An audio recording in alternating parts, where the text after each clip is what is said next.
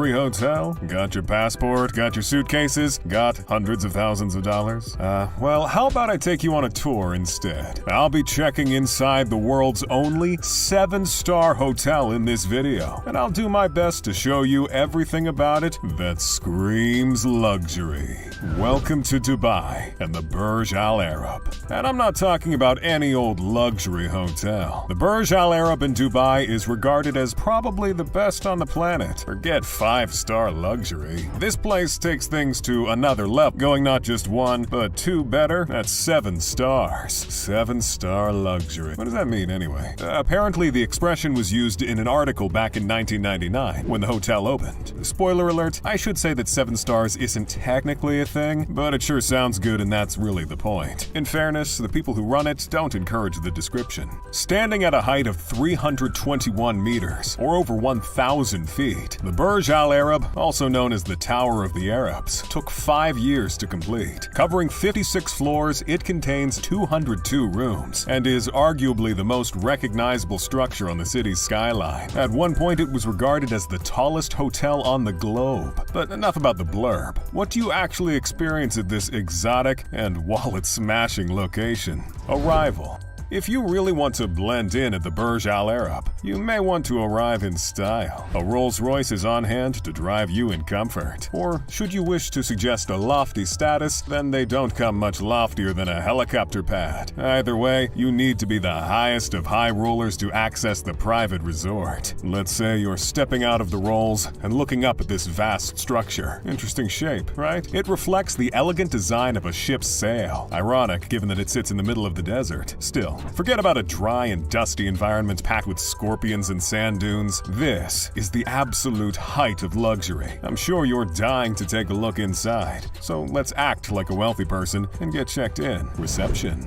No standing at reception waiting for someone to grab your bags here. There's an area where you go to chillax, while all that business is handled by mere mortals. Refreshments and snacks are available to make sure you feel treated well from the outset. Once everything's taken care of, it's time to go up to your suite. Ascension. You don't go upstairs at the Burj Al Arab, you ascend, walking across statuario marble floors, and yes, that is a particularly fancy type of marble. You are taken onto an escalator, arguably unlike any other. The wall is a large aquarium, meaning that as those fish float, you glide to your destination. Also, it looks like a pretty clever way of creating a contrast with the arid desert surroundings. Suites.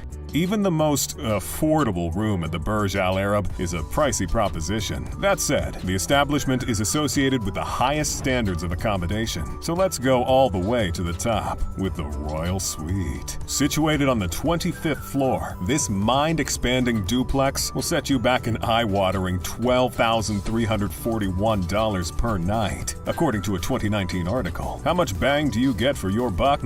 Bang? At this level, things become more like a firework display. Take the lobby, for example. Yes, when splashing out on the best, you may as well have a lobby to your hotel room. Sorry, suite. It has a grand-looking staircase and sculptures that come straight from a Hollywood cruise ship. A regal dining room may well give you a stiff back, going by the shape of those chairs. However, with this place's reputation, you are guaranteed the softest and fluffiest cushions in town, should you need extra comfort. Speaking of which, when you're looking for somewhere to lay your head, why not check out the Pillow Menu Head Games.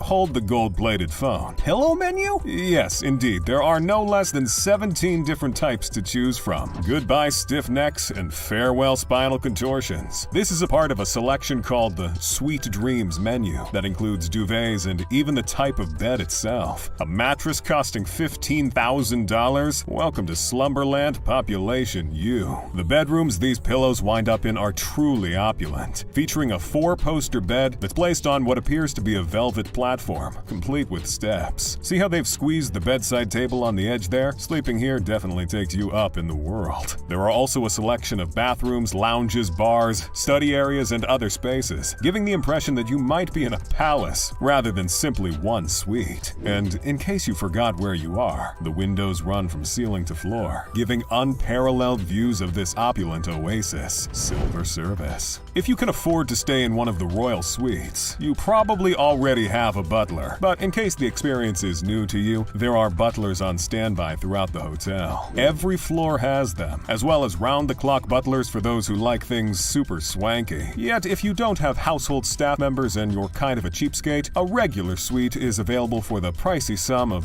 $2,700 per night. Facilities. It sounds so ordinary, using a word like facilities in connection with the Burj Al Arab. That said, it is a hotel and provides services to the public like any other. There are significant differences, of course. I mean, a lot of hotels in the world don't have gold everywhere. Plus, they don't break records for aristocratic food, like the time the Burj Al Arab hosted an enormous 17-kilogram tin of caviar in 2016. I'm assuming this tin didn't have its own suite, and no doubt you'd require a gold tin opener to crack open the contents. Eat like the rich. Meal times are the establishment's time to shine. 6 restaurants can be found on the premises. Up until 2019, acclaimed English chef Nathan Outlaw ran the Al Mahara, an example of the kind of renowned talent this prestigious location attracts. Translating as oyster, Al Mahara takes its seafood seriously. You reportedly take what's described as a simulated submarine voyage to get there, and once inside, you fill your belly next to a huge aquarium. By huge, I'm talking close to 1 million liters of water. Should you prefer to be out of the water and amongst the clouds when enjoying your meal, then the Al Muntaha might be your cup of tea.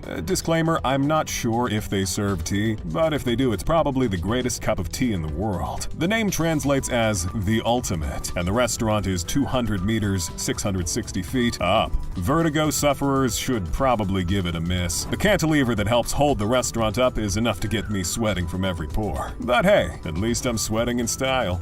Games without frontiers. There are also spas and a terrace spanning some 108,000 square feet. If you're a sports lover, then you should know the Burj Al Arab has hosted some of the greatest names in 21st century sport. Tiger Woods used his club on the helipad. Yes, you heard that right. I mean, it's only 210 or 689 feet in the air, but don't let that put you off your golf swing. Rory McIlroy tried his hand later on in 2011. Mind you, Tiger might be considered a lightweight next to Roger Federer and Andre Agassi, who played tennis on the helipad in 2005. Then in 2013, David Coulthard did some circular skids in a race car in what sounds like a scene from Fast and Furious. The helipad is 24 meters or 78 feet in diameter, just to give you an idea of how precarious the location is. Structure.